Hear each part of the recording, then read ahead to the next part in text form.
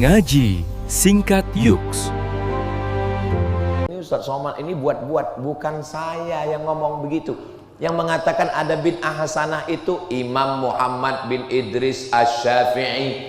Yang mengatakan ada bid'ah hasanah itu adalah Imam Muhyiddin Abu Zakaria Yahya bin Syaraf An-Nawawi. Yang mengatakan ada bid'ah hasanah itu adalah Imam Al-Hafiz Ibnu Hajar Al-Asqalani. Yang mengatakan ada bid'ah hasanah itu adalah Al-Hafiz Jalaluddin Abdurrahman As-Suyuti. Kalau disebut Al-Hafiz Imam Suyuti, hafiztu mi'atai alfa hadis, dia hafal 200.000 hadis dan dia mengakui bid'ah hasanah.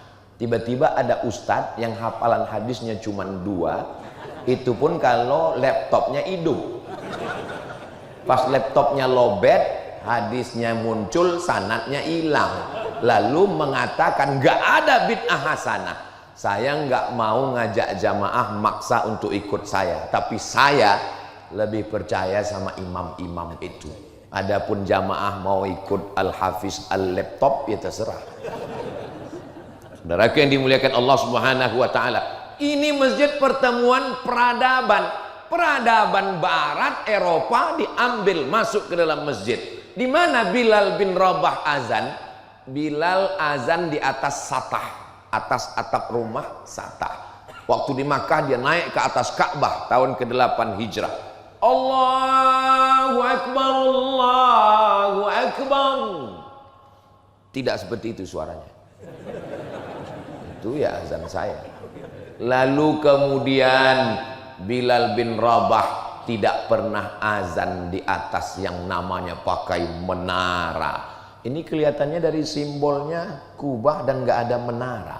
Kenapa? Karena menara itu diambil dari kata nar. Nar artinya api. Menara tempat api. Jadi kita kalau naik kapal layar di tengah laut malam, kita nggak tahu mana lautan, mana daratan. Dari mana kita tahu bahwa di depan kita ada darat? Supaya kita bisa mengarahkan perahu layar nggak nabrak. Kita melihat ada nar, ada api menyala abangku. Tempat api itu namanya manarah. Manarah kita menyebutnya mercusuar.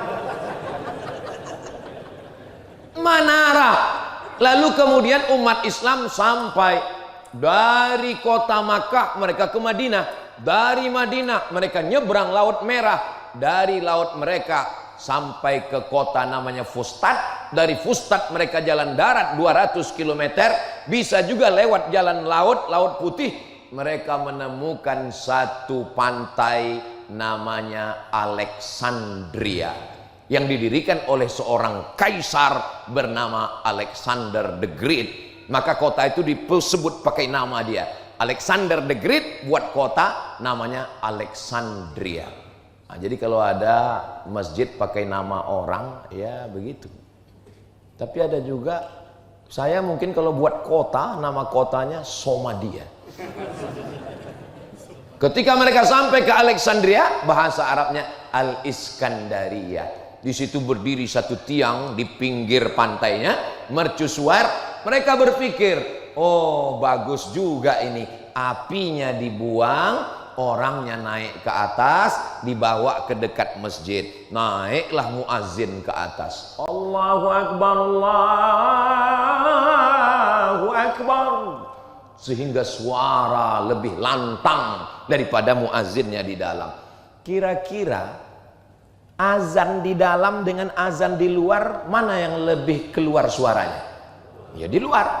Azan naik ke atas menara lebih tinggi lagi. Tidak ada di zaman Nabi. Berarti menara ini, saya nggak ada ngomong begitu. Ini jamaah kalau sudah jam-jam segini memang membid'ahkan aja kerjaannya. Baik dia, karena ada manfaatnya. Ini bangunan zaman Nabi SAW peta 4. 1, 2, 3, 4. Kenapa sekarang tiba-tiba? Ini mestinya peta 4. 1, 2, 3, 4. Kenapa ada melengkung ke dalam? Ini bangunan melengkung ke dalam ini nggak ada zaman Nabi. Ini namanya mihrab. Ini namanya mihrab. Kapan mihrab ini muncul?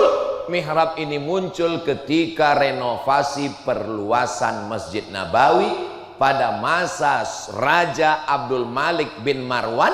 Dia panggil arsitek dari Damaskus, Suriah. Arsitek ini melihat, kalau dibuat di sini satu sop kosong kanan kiri, bagus dibuat melengkung. Akhirnya imam maju ke depan. Dan saya memang kalau ke masjid saya cari yang ada bangunan melengkungnya dan ada pintu di samping supaya saya bisa habis ceramah langsung pulang. Karena kalau membelah jamaah ini seperti membelah Laut Merah. Contohnya waktu saya ceramah di Sabah, Sarawak, saya tanya, gimana keadaan pintu belakang? Enggak ada pintunya Pak Ustadz. Jadi gimana? Kita dari depan. Waduh, saya pun membaca doa Nabi Musa, Rabbi shrah li sadri, lalu masuk ke dalam. Itulah videonya yang peci saya ditarik, bisa dilihat di channel-channel YouTube. Saudaraku yang dimuliakan Allah Subhanahu wa taala, bertemunya peradaban Menara dari Mesir, Bizantium, Kubah, Damaskus, bertemunya di dalam masjid. Dan nggak ada tuh orang Islam mengatakan ini dari kafir. Ini bukan orang Islam yang buat. Ini yang buat orang Barat. Ini orang Barat. Dari mana Ustaz tahu ini yang buat orang Barat? Coba lihat tulisannya. Ini on off. Ini menunjukkan bukan orang Islam. Kalau orang Islam yang buat pasti tulisannya al hayah wal maut.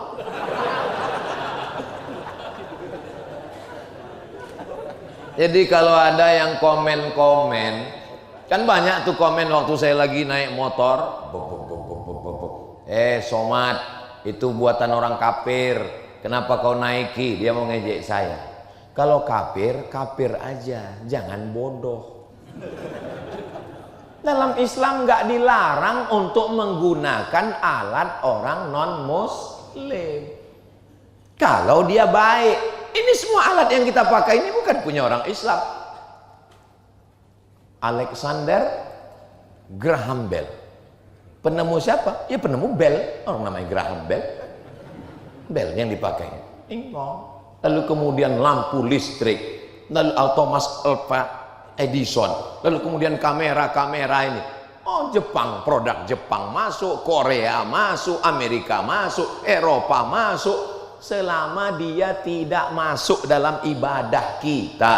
Adapun hubungan sosial, wala ana abidum ma'abattum wala antum abiduna ma'abud lakum dinukum. Ustadz jangan sebut kata-kata kafir Pak Ustadz, itu pemecah belah kita. Bukankah dalam Al-Quran dikatakan wala ana abidum ma'abattum wala antum abiduna ma'abud lakum dinukum? Lakum dinukum waliyadin. Jangan pakai kata kafir Pak Ustadz. Oh gitu ya, iya. Lakum dinukum waliyadin. Kalau boleh nanya, lakum dinukum waliyadin itu dalam surat apa ya? Al-Kafirun Pak Ustaz.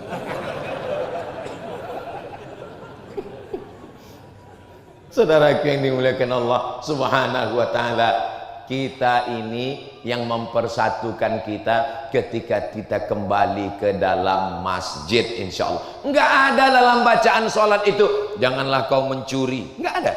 Janganlah kau berzina, enggak ada. Dalam ayat ada, tapi dalam bacaan standar enggak ada. Yang disuruh dalam bacaan itu apa? Allahu Akbar.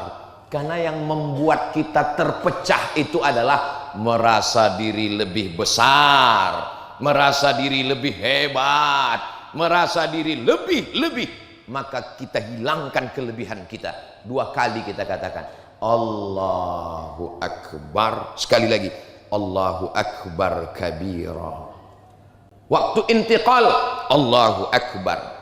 Bangkit sami Allahu liman hamidah. Sujud Allahu Akbar. Duduk antara dua sujud Allahu Akbar. Sujud lagi Allahu Akbar. Duduk lagi Allahu Akbar. Apa maknanya? Kau bukan apa-apa dan kau bukan siapa-siapa. Jadi ibu-ibu, kakak-kakak yang selalu diejek orang, kau kok besar kali badan kau, kata dia. Katakan sama dia, Allahu Akbar. Allah Maha Besar. Begitu juga kalau bapak nanti istrinya curhat, mama dietnya gagal pak, mama masih besar. Allahu Akbar ma. Yang besar itu hanya Allah Subhanahu wa ta'ala. Kadang hidup ini nggak sulit sebenarnya. Yang sulit itu adalah mendengarkan komentar orang. Betul, Bu? Betul.